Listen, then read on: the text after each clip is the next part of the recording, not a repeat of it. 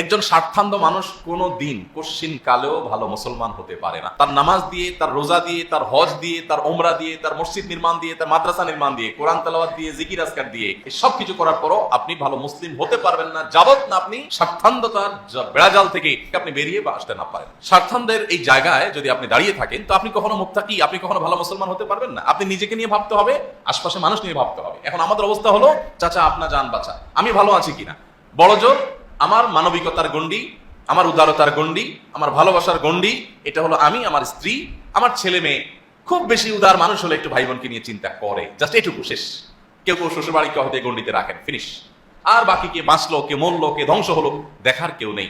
অথচ দিন শেষে আমি এই স্বার্থান্ধের এই যে বেড়াজাল, এই জায়গায় থাকার কারণে, আশপাশকে নিয়ে না ভাবার কারণে, সমাজ এবং দেশকে নিয়ে না ভাবার কারণে, সবাইকে নিয়ে না ভাবার কারণে এর করুণ পরিণতি আমাকে এবং আমার পরিবারের সদস্যদেরকে বরণ করতে হবে টু ডে অর টুমরো। এই জিনিসটা আমরা বেশি ভাবছি না। আমার চিপসটা খাওয়া হয়ে গেছে, ঠোঙাটা ফেলে দিলাম, কোথায় গিয়ে পড়লো, কার ক্ষতি হলো, কোন জায়গায় সমস্যা হলো, কে স্লিপ খেয়ে পড়লো, আমার দেখা দরকার নেই, আমার তো খাওয়া শেষ, আমি ফেলে দিছি, আমার দায় শেষ গাড়িতে। প্রত্যেকটা বিষয়ে আমরা এতটা দায়িত্ব জ্ঞানহীন, এতটা স্বার্থপর যে আমাদের নিজের স্বার্থের বাইরে আমরা দেশ, দশ, সমাজ, আশপাশটাকে নিয়ে ভাবার ন্যূনতম ফুরসতটুকু যেন আমাদের মধ্যে নাই। আপনারা বারবার শুনেছেন হাদিস, আমরা বারবার বলার চেষ্টা করেছি।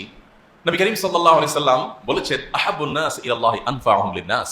মানুষের মধ্যে সবচাইতে আল্লাহর কাছে প্রিয় মানুষ সে যে মানুষ যত বেশি মানুষের ব্যাপারে পরোপকারী হয়, নিজের ধান্দা শুধু করে না, যে আমার দ্বারা কার উপকার হতে পারে, কাকে আমি একটু উপকার করতে পারি, পৌঁছতে পারি, কোনো বিপদে সহায়তা করতে পারি, আমার কারণে কারো কোনো অসুবিধা হচ্ছে কিনা, এই জিনিসটা যখন সবাই অ্যালার্ট হয়। আমি খুব গভীরভাবে লক্ষ্য করি যে কোনো জায়গায় যাই, যে আমাদের মেন্টালিটি, আমাদের আচরণ কেমন। গরিব, দুস্থ, অসহায় মানুষরাই শুধুমাত্র নিজে চিন্তা করে তা না, বরং তথাকথিত সমাজের এলিট শ্রেণীর মানুষগুলো আরো বেশি স্বার্থপর হয়ে থাকে।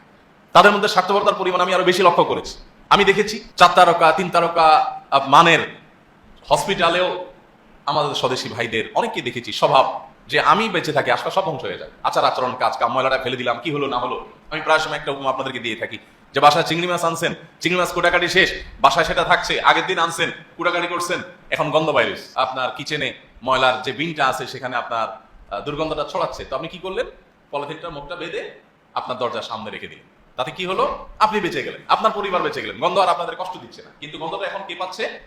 ওই সিঁড়ি ঘর দিয়ে যত মানুষ অতিক্রম করছে, উপর থেকে নিচে নামছে, প্রত্যেকে নাকে হাত দিয়ে দিয়ে নামছে, আপনার প্রতিবেশী দরজাটা খুলছে আর দুর্গন্ধ দিয়ে তাকে ওয়েলকাম করছে। ছোট্ট একটা ইস্যু, হয়তো আমরা চিন্তা করি না। আপনি সকাল থেকে রাত পর্যন্ত যদি কাগজ আর কলম নিয়ে নোট করেন, আমি তো বিশ্বাস করি যে আপনি দিন শেষে 20-50টা আইটেম পাবেন যে আপনি মানুষকে অনবরত কষ্ট দিয়ে যাচ্ছেন, জুলুম করে যাচ্ছেন, মানুষের অধিকার নষ্ট করছেন, পরিবেশটাকে ধ্বংস করছেন, দূষিত করছেন।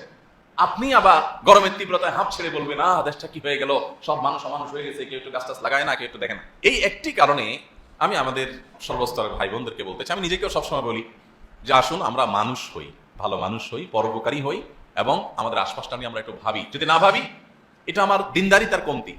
আমরা ধর্মটাকে আর এই জাতীয় মানবিক দিকগুলোকে আমরা আলাদা করে দেখি। আমাদের ধর্ম তো কমপ্লিট, ইসলামে কোনো কিছুর অপূর্ণতা নেই।